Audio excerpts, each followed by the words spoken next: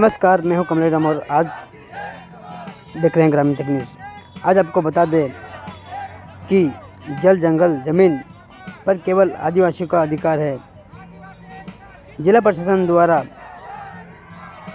अवहेलना।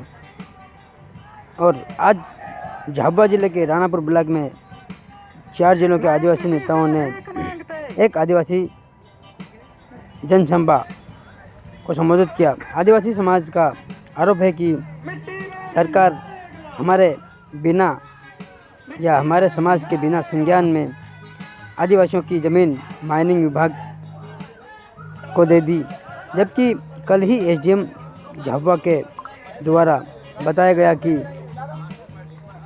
केवल यह अफवाह है। मंच से सभी आदिवासी नेताओं ने केंद्र पर राज्य की भाजपा सरकार व प्रशासनिक अधिकारियों को आड़े हाथ लेते हुए कहा कि हम आदिवासी हैं, बिना टेंट के ही धूप में खड़े रह सकते हैं। और उन्होंने सरकार पर यह गंभीर आरोप लगाया कि सरकार व उसके राजस्व विभाग के अधिकारी कहते हैं कि अफवाह है। उन्होंने कागज़ हाथ में रखकर झाबुआ जिले के तीनों विधानसभा की जो माइनिंग विभाग को दी जाने वाली खदानें हैं, उसमें काफ़ी ज़मीनें आदिवासियों की जा रही है। मंच से आदिवासी नेता अलीराजपुर जिले के महेश पटेल ने सरकार को जमकर कोसा। ऐसे में देखिए किस प्रकार आदिवासियों की ज़मीन छीनी जा रही है। सभी संगठनों ने मिलकर सरकार को बुरी तरह से आड़े हाथ लिया और प्रशासन को चेतावनी दी है कि देखिए पूरी खबर। नमस्कार। टेंडर हुआ था, वैसे ही झाबुआ जिले के मेघनगर ब्लॉक में करीब 8 खदानें कई कंपनी को दी गई है। और राणापुर में जो भूतखेड़ी, सालरपाड़ा, मातासुला ऐसे कई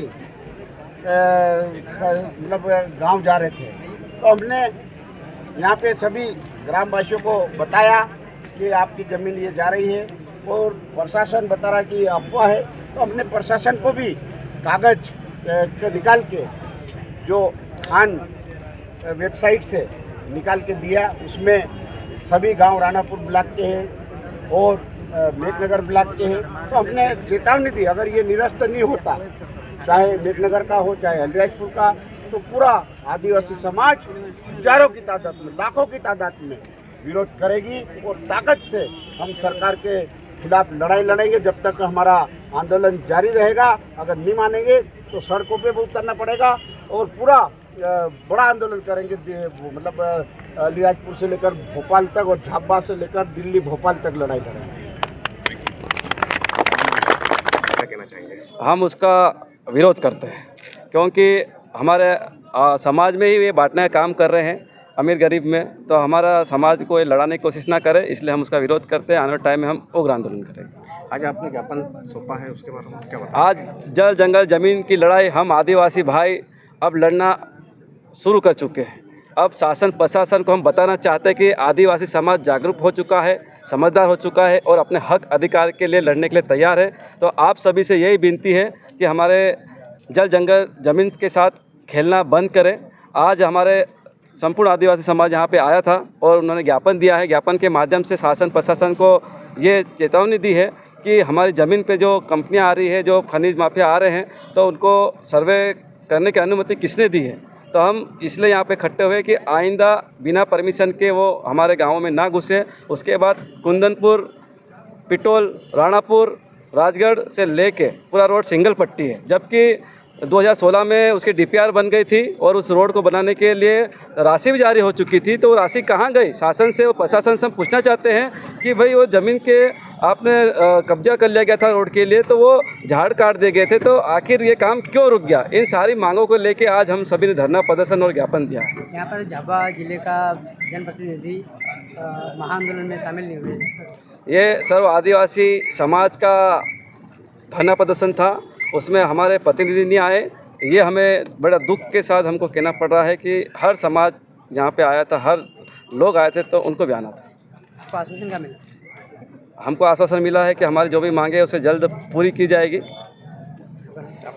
मेरा नाम विनय भाभोर। किया है, क्या शिकायत है आपकी? मैं 10.5 साल से 2014 से शराब माफियाओं के खिलाफ लड़ रहा हूँ, ना कि हमारे लोगों के खिलाफ लड़ रहा हूँ। हमारे लोगों पे झूठे प्रकरण दर्ज कर लेते हैं, 5-7 बोतलों में, और महुए की दारू पे प्रकरण दर्ज कर लेते हैं। लेकिन आज बिना परमिट की शराब इस रणापुर के झाबा रोड वाली दुकान पर 30,000 से कहीं ज़्यादा पेटियां भर रखी है। उसमें कई पेटियां एक्सपायरी डेट की होने की पूरी संभावना है। और यहाँ पर बिहार राज्य के लोग गांव-गांव जाके, मोहल्ले में जाके अवैध शराब का परिवहन कर गुजरात में भी पहुँचा रहे हैं और हमारे आदिवासी भाइयों को शराब के आदी बना रहे हैं। उसके बाद इनके आबकारी विभाग, पुलिस विभाग और प्रशासन की मिलीभगत से हमारे आदिवासी भाइयों को षड्यंत्र पूर्वक अपराधी बनाया जा रहा है। और पुलिस प्रशासन को फोन लगाते हैं, आबकारी विभाग का अधिकारी एक भी फोन नहीं उठाता है। मैं जिला आबकारी अधिकारी को, जो लोग 8-8, 9-9, 10-10, 14-14 साल, 15-15 साल से एक ही स्थान पर यहाँ पर ड्यूटी कर रहे हैं, नियम यह बोलता है कि इनको 3 साल के अंदर हटा देना चाहिए, लेकिन इनके द्वारा बड़े अधिकारियों के साठगांठ से ये लोग शराब माफियाओं की साठगांठ से यहाँ पर डटे हुए हैं। इनको क्यों नहीं हटाया जा रहा है? अगर इस शराब दुकान के अंदर 30,000 से ज़्यादा पेटियाँ वीडियोग्राफी के द्वारा उसका भौतिक सत्यापन अंदर नहीं किया जाए, परमिट से मिला नहीं किया जाता है, तो हम यहाँ शराब दुकान अब घेरेंगे और जिसकी संपूर्ण जवाबदारी जिला प्रशासन की और यहाँ के आबकारी विभाग और पुलिस प्रशासन की रहेगी। भारत की भूमि पर कुछ संस्थाओं को विधि का बल प्राप्त है, उसमें लोकसभा विधानसभा के समानांतर आदिवासी समाज की रूढ़ी एवं प्रथाएं, जो पारंपरिक ग्राम सभा है, उसे विधि का बल प्राप्त है।